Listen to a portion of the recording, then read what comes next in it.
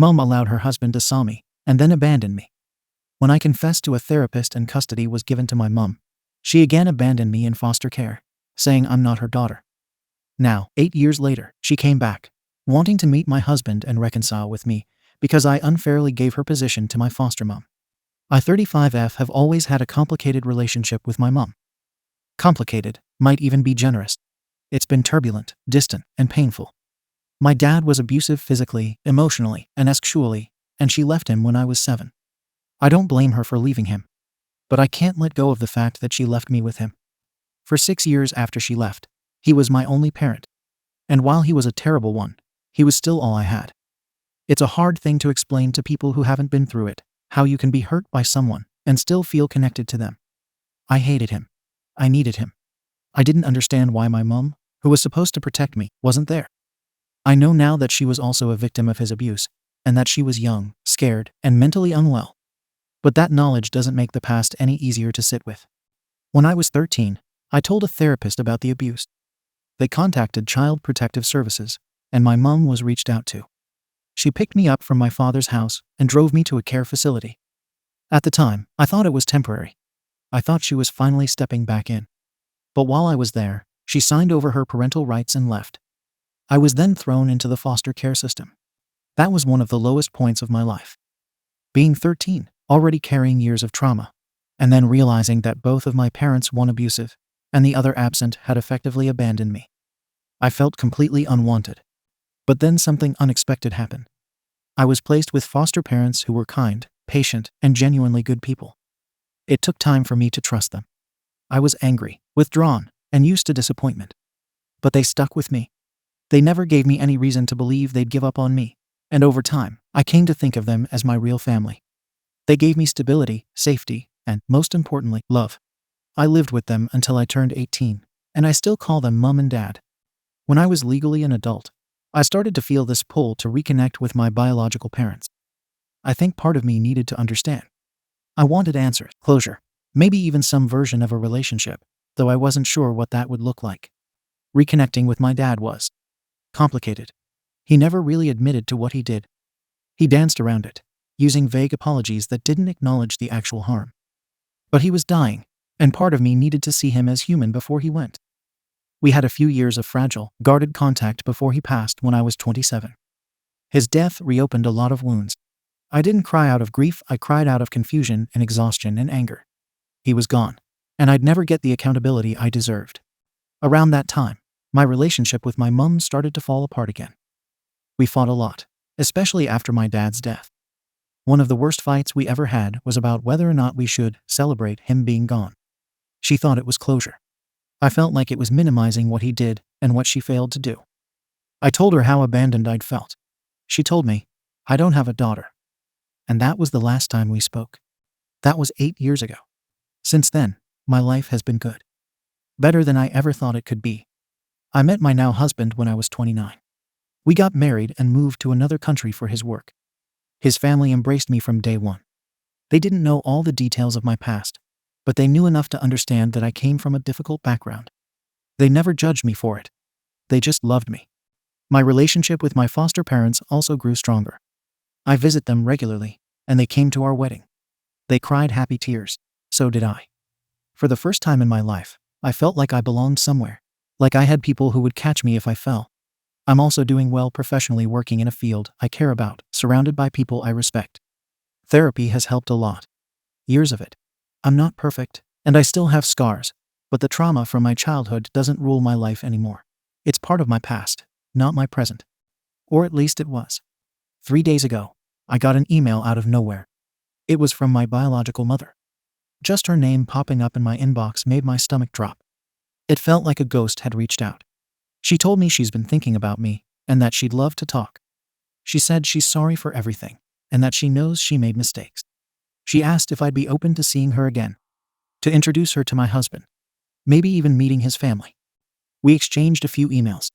I was polite. She seems like she's doing okay, stable, maybe even content. And that's good. I'm glad she's not suffering.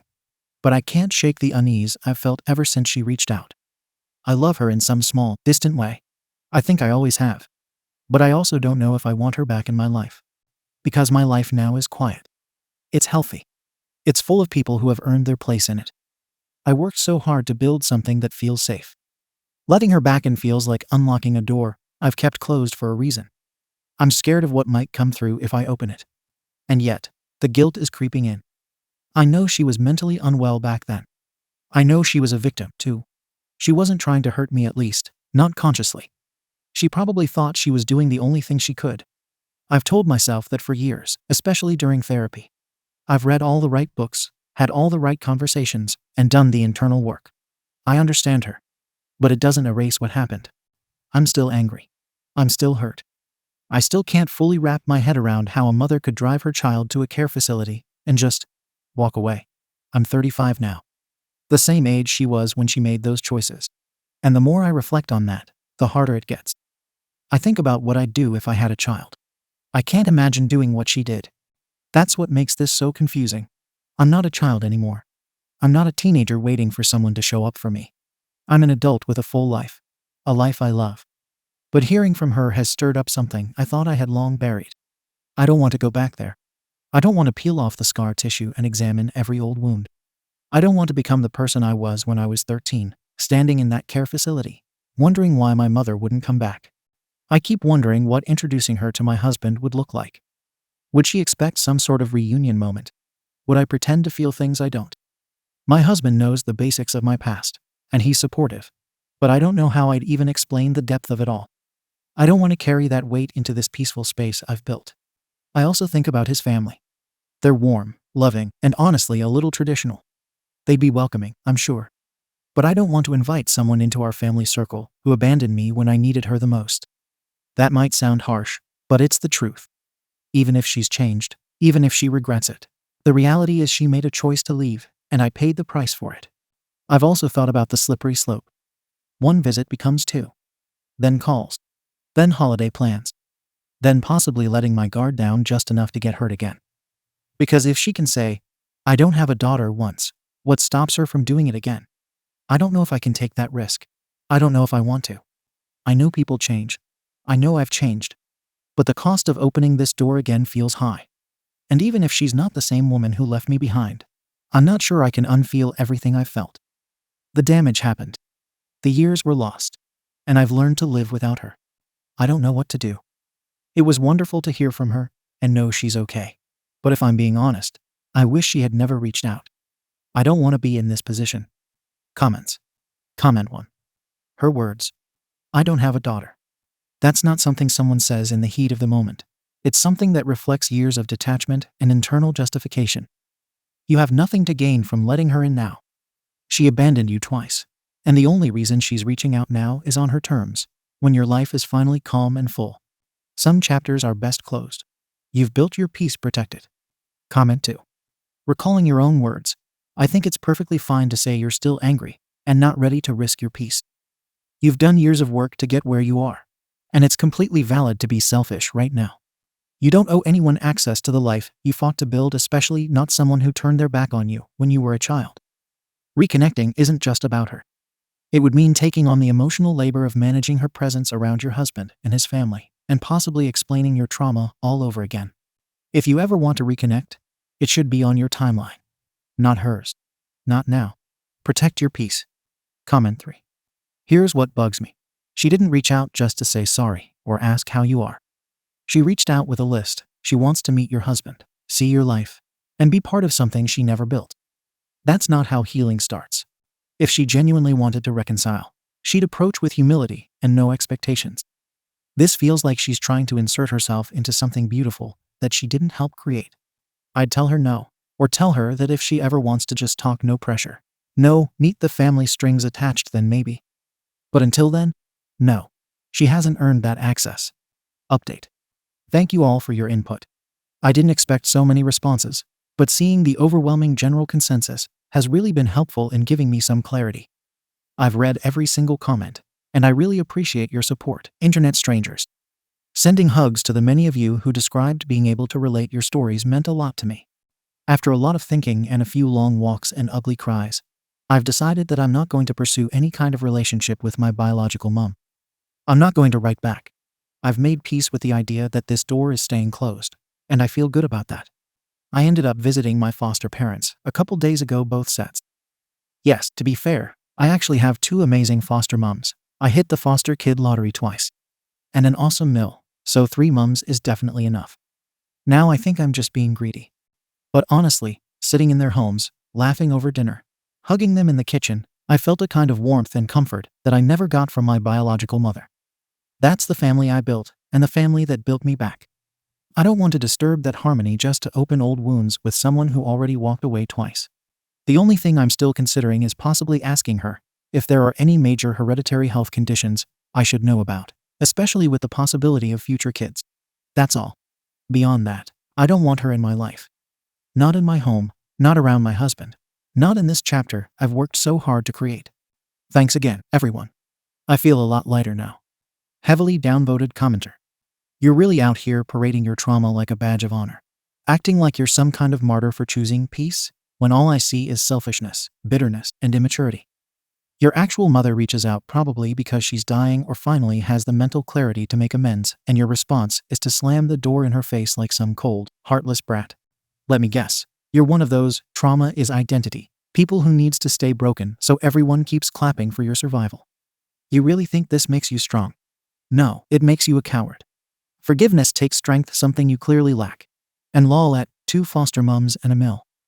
Congrats, you built a Pinterest life off the backs of real pain, and now you're acting like you're above the woman who gave birth to you. I hope karma finds you.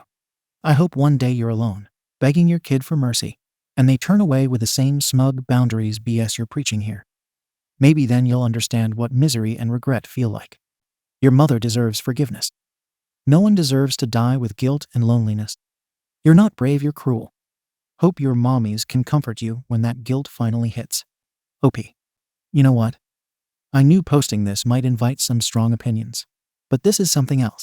So let me be very clear. I'm not parading anything. I shared a piece of my life on Reddit, a platform meant for advice and support, because I was genuinely torn. What I got in response, overwhelmingly, was empathy and validation from people who actually read what I wrote. People who understood that trauma is complex, healing takes time, and cutting someone off doesn't always come from hate, it comes from self-preservation. My mother didn't just make a mistake. She made a series of choices that left me in an abusive home and then discarded me again when the system finally stepped in. I didn't cut her off lightly. I tried. I did reconnect. And she still chose to say, I don't have a daughter. That wasn't said in a moment of grief. That was the nail in the coffin. As for your fantasy of karma catching up to me, keep it. I've made my peace with the decisions I've made. I sleep at night. I laugh. I love deeply. I live fully. If that offends you, I suggest you look inward. And don't drag my foster moms or mill. They didn't replace anyone. They stepped up when others stepped out. That's what love looks like. That's what parenting should be. If my mother is dying, then I hope she finds peace too. But I'm not the path to that. I don't owe my life, my boundaries, or my healing to anyone who never showed up when it mattered most. You can call me cold, heartless, selfish, all it does is tell me you've never had to survive what I did. And I truly hope you never have to. Thank you for watching the video. If you are interested in listening to these kinds of stories, we've got more in store for you. Simply subscribe to our channel, hit the like button, and share it with your friends.